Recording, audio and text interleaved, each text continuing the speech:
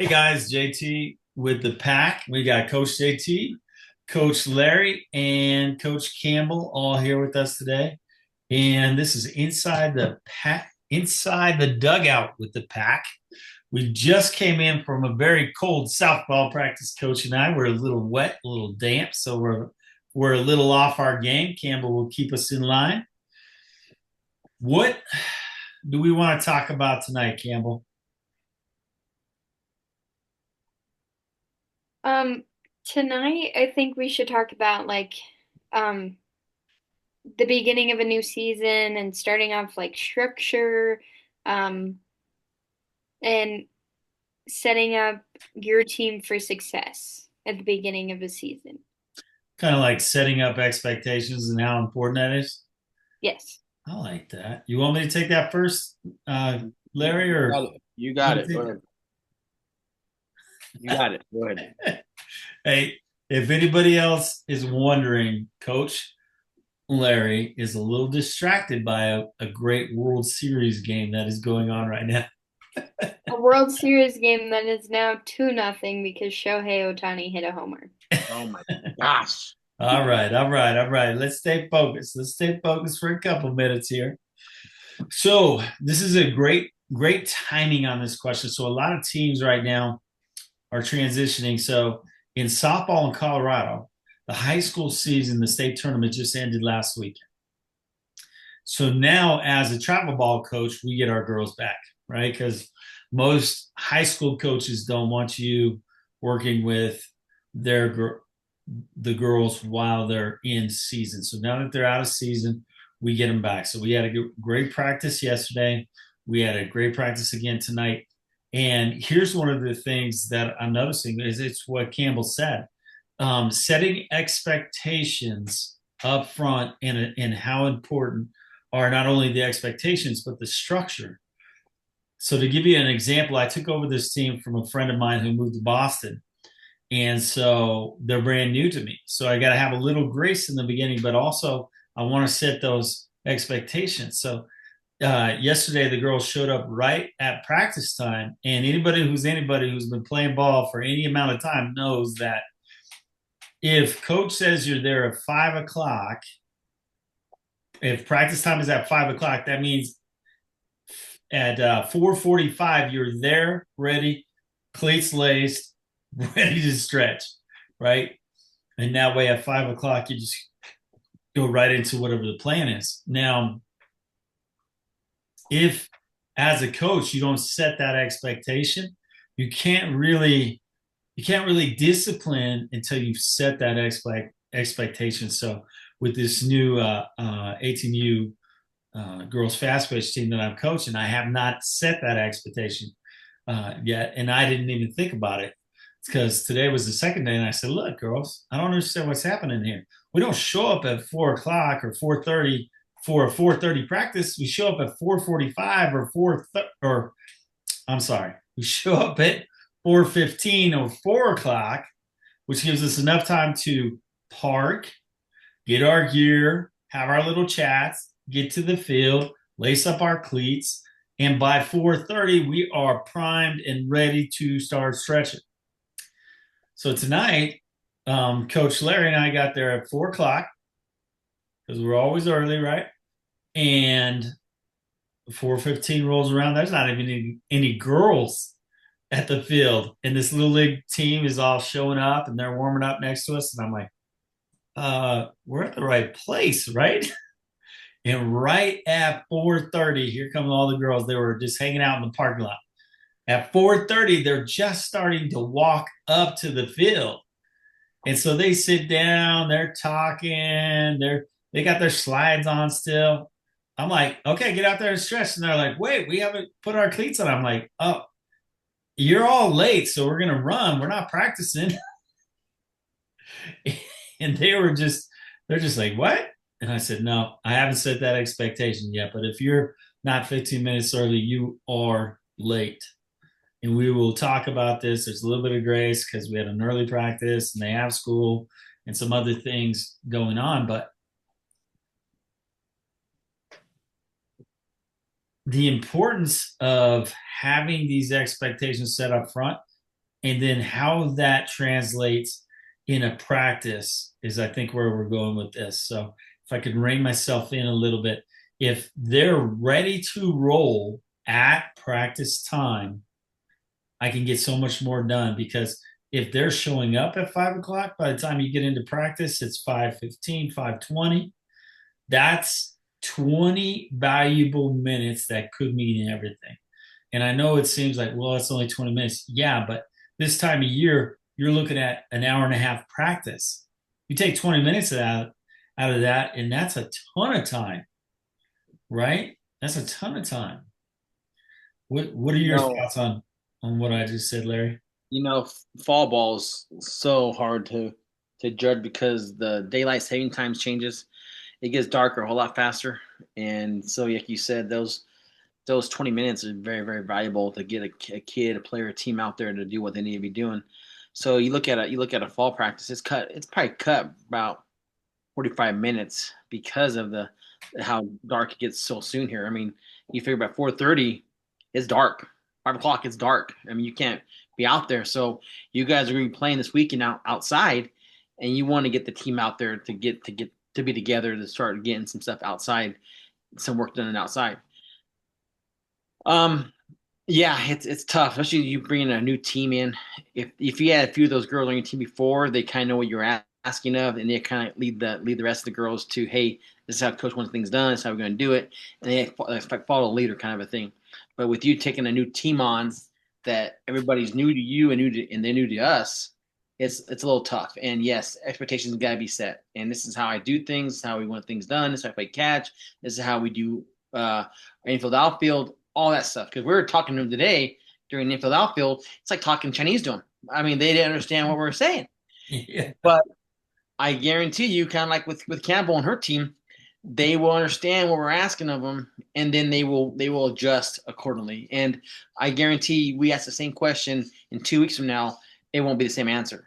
These girls are is a fine tool running machine, and that's what we're asking them. So it's always tough the first couple of weeks getting the team in. That's why training camp's so important for football. They ask them what the coaches want for them guys as well, and same with training for baseball. You got to start somewhere, and if you don't, and communication is a huge, huge thing. And I know you are a big advocate of that texting on that one app, and they have to look at the text and see what they have practice wise and that's huge because you know what? There is no way that they don't know what's going on because it's all right there. So, maybe in that text, girls, remember 4:30 means 4:15. Be there. Cleats on, ready to go. Yeah. Because we always had a saying at CSU Pueblo, we all run Sanch time. He may say 5 o'clock, but if he's there at 4:30, you better be there at 4:30. That's his time, and you better be ready to go. So you're like, "Where's he at? Where's he at? Where's he at?" And we make sure we're ready to go at 4:30 because it's never 5 o'clock, and they will get that, and they will get that, and they will learn that, and they will be better. But like I said, after this weekend, when you have them this weekend as a team, it will be totally different. I promise you that. Yeah, I agree. I'm excited for that, man. We've got a few more practices before the week's up. The other thing I wanted to maybe talk about, or did you have questions about that, Campbell? No, I don't have Yeah. questions. I think what you and Coach Larry said is great. I mean, I think that since you're inheriting a team from someone, it's, an entirely different story of like girls already have these habits from their past coach, and you kind of have to break them out of those habits and introduce your expectations and what you're looking for. And so that's might be a little bit of a challenging transition for them. But I think like if this was a team where you had tryouts, for example, like with the DU team, we were able to have tryouts this year, and we were able to clearly state like what we were looking for, what our expectations were in like our week period of when we had tryouts, and then that way when we got to our first practice, like the boys knew exactly what we were looking for. Yeah, Yep, I I agree. And I think we should talk about I went out when did I go out? Last Monday or Wednesday? Last Wednesday. Last Wednesday to see on the team. It's been a while since Larry and I were out there with the DU team. We went out there with Campbell, and I'm sitting there watching them warm up, and it was probably a month before that we were out there before. Yeah. Yeah. So And we got out there, and Coach Larry was there with me, and the guys were all over the place, and they were taking two balls out there to play catch. And if they miss one, they just throw the other one. And I'm like, what? That was driving Coach Larry nuts. And it was a fiasco. So then I go last Wednesday, and it's just Campbell and I. And I go, Campbell, are you noticing what's going on here? And she goes, yeah, they look terrible. And I go, no, look. And they're in line. They all got one ball. They're playing catch in sync. I'm like, this is why you're winning, girl. This is why you're winning right here. nothing drives me more nuts when you cannot hit somebody in the chest. I mean, it's not that hard to hit somebody in the chest. If it's too far, move up because a ball left to the right to wherever can cost you so many little things. An out at second base, an out at third base, an out at home. Or if you overthrow that cutoff and now the guy scores. I mean, there's so many things that can happen if you don't just put the ball right through the guy's head. So he makes a decision on, do I cut it or do I let it go? And that's where I'm so advocate. This is practice. You should be able to hit something in the chest every single time. And when that ball goes up, over, down below, whatever it may be, it's lack of concentration. That's all it is. So you're not really thinking about what you need to be doing here. I mean, I hate to go back to where I was at, but when I was playing baseball, man, then we took pride in it. We played games on 3, 2, 1. We had games, the first one to 21 wins or whatever it is. We made it as a game, so we would compete at that next level, and we didn't want to lose. And we went further and further back, and you got your arm stronger, and then all of a sudden, boom, you hit that right there. But it's not that hard to be able to find a target and aim at it and hit it. And that drives me so crazy when we're just playing catch and it's going here, it's going over there, it's over the girl's head or the guy's head. And then if they want to make me mad is they just turn around and get another ball. I was like, no, no, no, no. No. Get your butt, get that ball, and get mad at your partner for not hitting the chest. You know what I'm saying? It's so easy to do, but that's what you do at practice. And expectation is this. It's what I want. And you do that when you first start practice. This is what I want. Boom, boom, boom, boom. Let's do this today. Let's get it done. And that's why the first week is so pivotal because it's so many things you got to put into these kids and these girls' mind that how you want to be, how you are a coach, and how you're going to coach these girls and boys. And if we do it the right way, comes to week second and week third, week three, it won't have this problem. We will get a lot more stuff done because we will be chasing baseballs all the time. We can get stuff done what we need to be doing. Yeah, agreed. I love it. I love it. Yeah. And at that last practice, I think we only had like 2 guys who weren't hitting their partner in the chest, right? It was Woody, and Woody's never played baseball before. Last year was his first year, so we're still working on that. We did discover at our last practice, though, that Woody has a cannon, Oh my and we gosh, just need to coach. work with him Yeah. a little bit. Never You just know what need to they're teach going to him how bring. to throw. That boy, he doesn't even have any effort. He's throwing it, 300 feet. I'm like, would Yeah. he? Good stuff, man. We also found out, like, later in practice that he could be a decent shortstop. Yeah. He was balling out, man. Yeah, I That was was. I was awesome. super proud of him. It was You, ne- awesome. you never know. Yeah. We had a practice last Wednesday that was so much fun because we were missing a ton of guys. We were missing basically all of our middle infielders.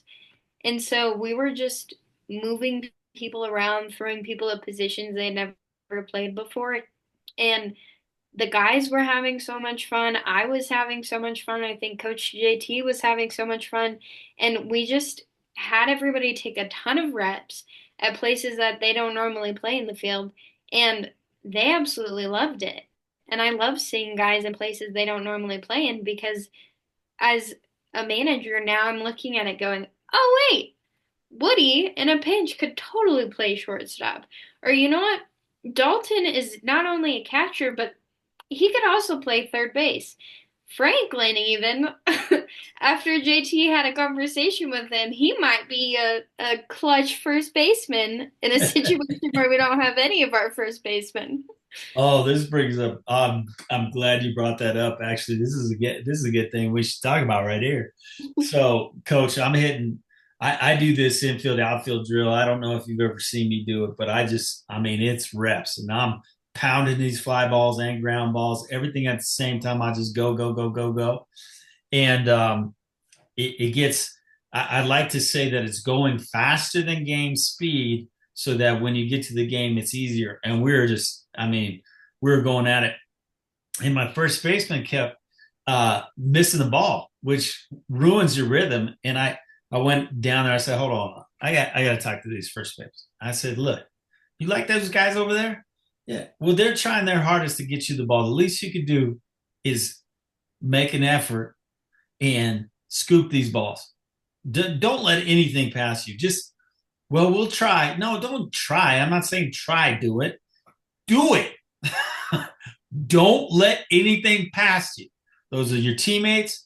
Don't do it." And what happened after that, Campbell? Man, they were scooping everything. They're diving. They're fully stretched out, picking balls. The same two first basemen.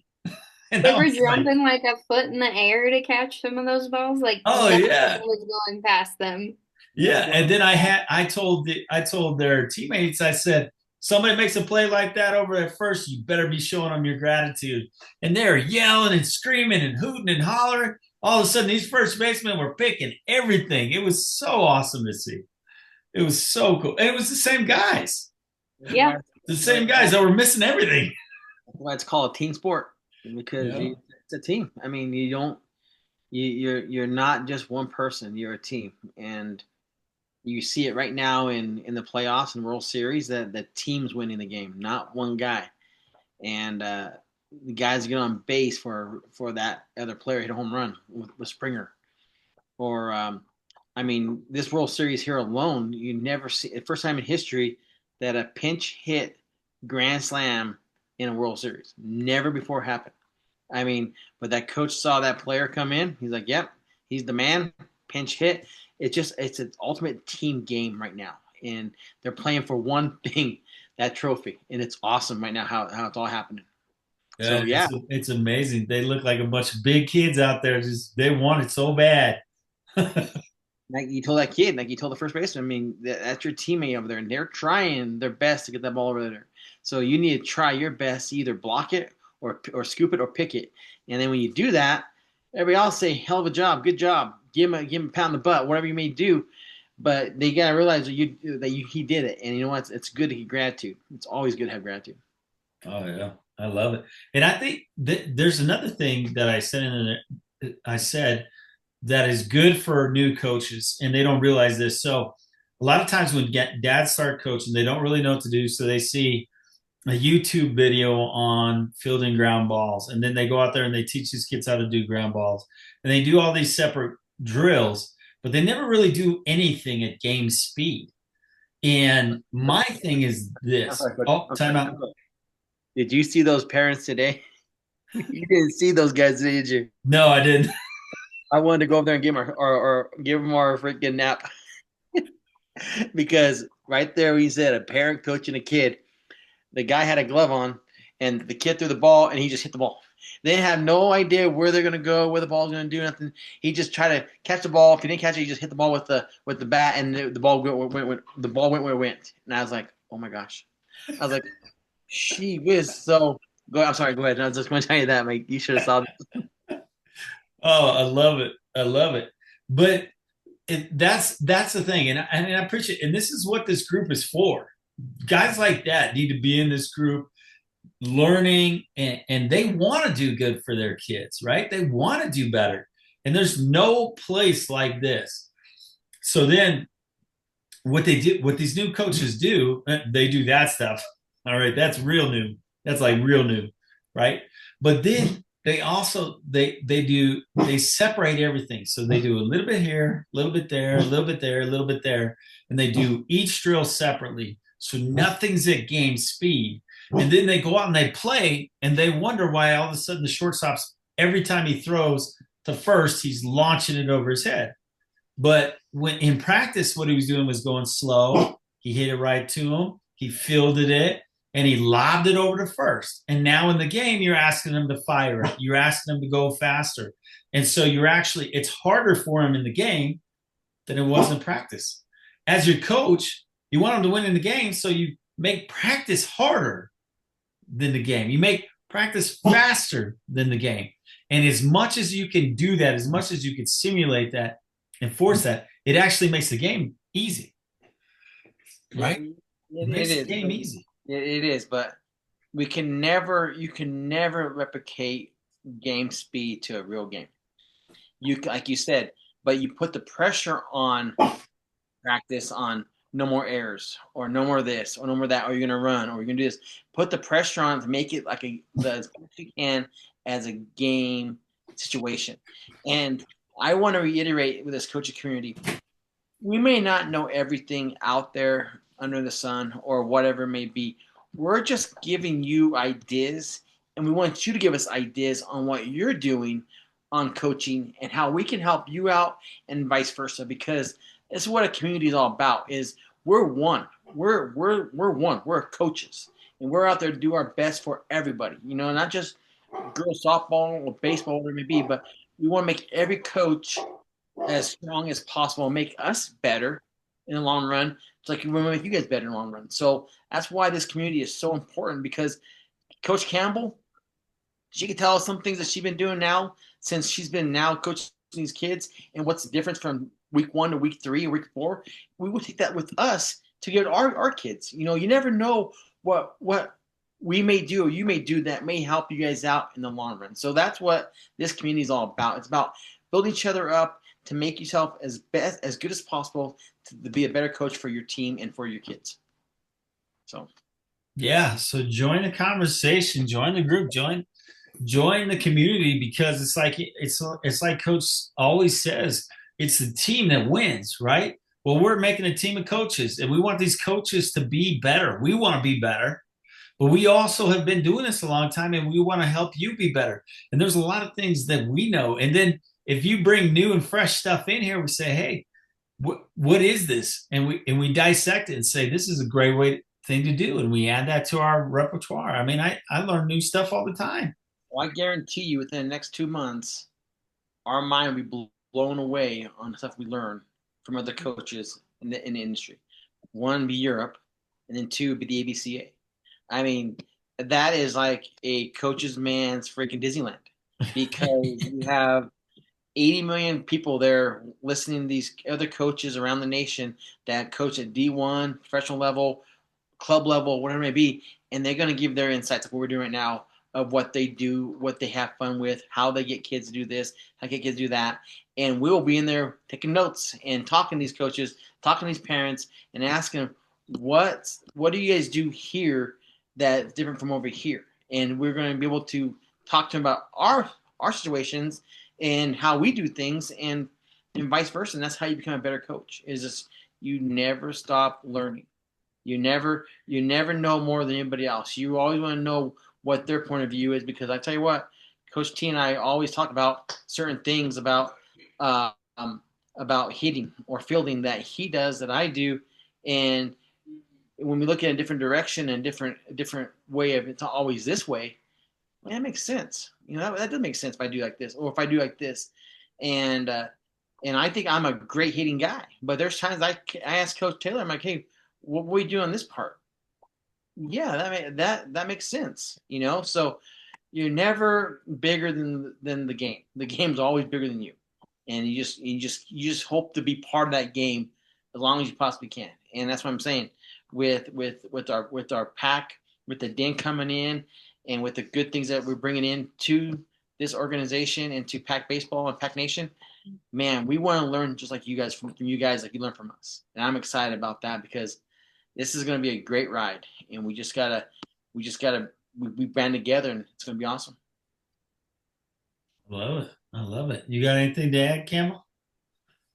Yeah, I mean, I think I learned so much from you guys, and I love this community, and um as I always say, I'm so excited for more people to join it, and to have more people hop on this call with us and just get more perspectives. I absolutely love this. I love it. Well, we're going to cut it a little short today because those of you who are listening know that there's a great World Series game going on right now. Hey, And Coach. we are still baseball guys. Hey, Coach. Let everybody know we'll be gone next week, next Monday.